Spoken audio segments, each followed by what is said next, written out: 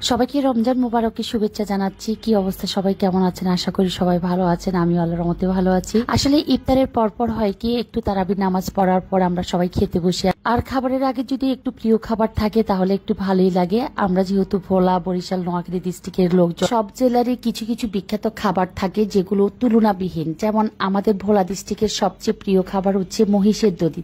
দই বা দধির কথা মনে পড়লে ভোলার কথা সবচেয়ে আগে পড়ে, কারণ ভোলাতে হচ্ছে মহিষের দধি বিখ্যাত বা নাম করা। এটার একটা ঐতিহ্যবাহী গুণ আছে, সেটা হচ্ছে যে কোনো বিয়ে বাড়িতে গেলে এই দধিটা লাস্ট হচ্ছে খেতে হবে, বা কোনো মেহমানকে বাসায় দাওয়াত দিয়েছে, ক্ষেত্রে হয় কি যত খাবার রেডি করেন না কেন, তবে দধি আপনার মাছ দিতে হবে বা দধি আপনার টেবিলে থাকতে হবে। আর তবে বা দধি না থাকলে আপনার পুরো মেহমানদারিতেই অপূর্ণতাই থাকবে, বা পুরো বিয়ে বাড়িতে যত অনুষ্ঠানের যত রান্নাবান্না হোক না কেন, আমাদের ভোলা ডিস্ট্রিক্টের মহিষের দধি একদম মাছ থাকতে হবে। যারা ভোলা ডিস্ট্রিক্ট থেকে দেখছেন হয়তো বা দধি খাওয়ার নিয়মটা অবশ্যই জানেন, আর যারা ভোলা ডিস্ট্রিক্ট ছাড়া বাংলাদেশের বিভিন্ন প্রান্ত থেকে আমার ব্লগ দেখছেন তাদের সুবিধার জন্য আমি একটু করে শেয়ার করলাম। যেমন এই দধিটা হচ্ছে, মহিষের দধিটা হচ্ছে আপনি খেজুরের গুড় দিয়েও খেতে পারেন। যেমন এখানে ভোলাইয়া পেজ থেকে আমি খেজুরের গুড় আর হচ্ছে দধির অর্ডার করেছিলাম। সবচেয়ে আমার কাছে বেস্ট মনে হয়েছে ওনাদের দধিগুলো, কারণ এক ফোঁটা ফানি দধিতে ছিল না, এবং খেজুরের গুড়গুলো এতটা ভালো ছিল, আসলে ওনাদের পেজ থেকে অর্ডার করে না খেলে বুঝতে পারবেন না। তাই আমি সাজেস্ট করব যারা এই দধিটা চিনেন, ভোলা, মনপুরা বা হচ্ছে নোয়াখালী, হাতিয়া, বরিশাল ডিস্ট্রিক্টের এই ধরনের দক্ষিণাঞ্চলে যারা আমার ব্লগটা দেখছেন, বা বাংলাদেশের যে প্রান্ত থেকে আমার এই ব্লগটা আজকে দেখছেন, তাদেরকে আমি বলবো এই দধিটা হচ্ছে আপনি ভাত দিয়েও খেতে পারেন, বা হচ্ছে খেজুরের গুড় দিয়ে ভাত দিয়ে তারপরে গুড় দিয়ে খেতে পারেন। আবার হচ্ছে ছোট্ট একটা ফিরনি বাটিতে নিয়েও হচ্ছে দধি আর হচ্ছে খেজুরগুলো মিক্সড করে খেতে পারবেন। তো এখানে আমি হচ্ছে দুভাবে খেয়ে দেখাচ্ছি। প্রথমে হচ্ছে ফিনির বাটিতে করে খেজুরের গুড় আর দধি নিয়ে হচ্ছে আমি একটু মিক্সড করে তারপরে হচ্ছে খেয়ে দেখালাম। আবার এদিকে হচ্ছে আপনি ভাত আর হচ্ছে খেজুরের গুড় আর হচ্ছে দধি দিয়েও খেতে পারেন। যারা কোনোদিন এই দধিটা কখনো মুখেও দেননি যে মহিষের দধি কিভাবে খায় বা কিভাবে খেতে হয়, তাদেরকে আমি সাজেস্ট করব একবার হলো এই পেজে নক দিয়ে ওনাদের থেকে ডিটেল জেনে আপনারা দধিটা নিতে পারেন।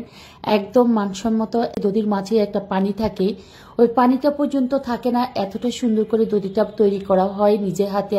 একদম খাঁটি পিওর দুধ দিয়ে এই দইটা তৈরি করা হয়। আর যারা জানেন তারা তো অবশ্যই খেতে জানেন বা সিস্টেমটা জানেন। ব্লগটা যে প্রান্ত থেকে দেখতেছেন, যারা দই পছন্দ করেন, আবার এই দইয়ের উপকারিতা সম্পর্কে আমি আরেকদিন বলে দিব যে কি কি উপকারিতা আছে এই দই খেলে। যাদের ফ্যাটি লিভার আছে, যারা ওয়েট কমাতে চাচ্ছেন, যাদের স্কিন ড্যামেজ হয়ে গেছে, আপ্যায়নে বা ঘরোয়াভাবেও হচ্ছে আপনি এই দইটা খেতে পারেন। বাংলাদেশের মধ্যে আমি মনে করবো যে একদম বিখ্যাত একটা দই হচ্ছে মহিষের দই। আমার ভিডিওর ক্যাপশনে হচ্ছে আমি আবারও বলছি লিঙ্কটা দিয়ে দিব, আপনারা বিস্তারিত জেনে ওনাদের থেকে অর্ডার করতে পারবেন স্বল্প। তো রমজান তো শুরু হয়ে গেল। রমজানের শুরুতে যদি কেনাকাটা না করেন, পরের দিকে আর ক্লান্তি চলে আসে, কেনাকাটা বা হচ্ছে মার্কেটে গিয়ে ভিড় জমে যায়। সবকিছু মিলিয়ে হচ্ছে আমি আবার কেনাকাটার জন্য হচ্ছে প্রস্তুতি নিচ্ছি। এদিকে হচ্ছে একটা পেজ থেকে আমি 2টা ড্রেস নিয়েছি। আর হচ্ছে প্রত্যেকবার প্রত্যেককে তো ড্রেস দেওয়া হয়, এবার আর ড্রেস দিব না, সবাইকে হচ্ছে কানের দুল, গলার সেট বা হচ্ছে সেট মিলিয়ে হচ্ছে কিছু অর্নামেন্টস দিয়ে দিব। তো সেই জন্য হচ্ছে একই পেজ থেকে 2টো জিনিস নিয়েছি। আসলে রোজার দিন বাহিরে বের না হয়ে, ক্লান্ত না হয়ে বাসায় বসে অর্ডার করাই বেস্ট। তো আমি এই পেজের লিঙ্কটাও আপনাদের আমার যে ক্যাপশনের নিচে লিঙ্কটা দিয়ে, ড্রেসের সাথে ম্যাচিং করে আপনি গহনাটাও তাদেরকে গিফট করতে পারবেন। তো এখানে হচ্ছে কি আমি যে ড্রেসগুলো নিয়েছিলাম সেই ড্রেসের সাথে ম্যাচিং করে গহনাও নিয়েছিলাম। তো সেই জন্য হচ্ছে আমি যেগুলো নিয়েছি বা পার্সেলটা আসার পরে একটু করে আপনাদের সাথে হচ্ছে শেয়ার করলাম। যারা যারা দধি খেতে পছন্দ করেন তারা দধির পেজে হচ্ছে নক দিতে পারেন, ওনাদের সাথে আমার চেয়ে বেশি বিস্তারিত জেনে তারপরে হচ্ছে দধিটা নিতে পারেন।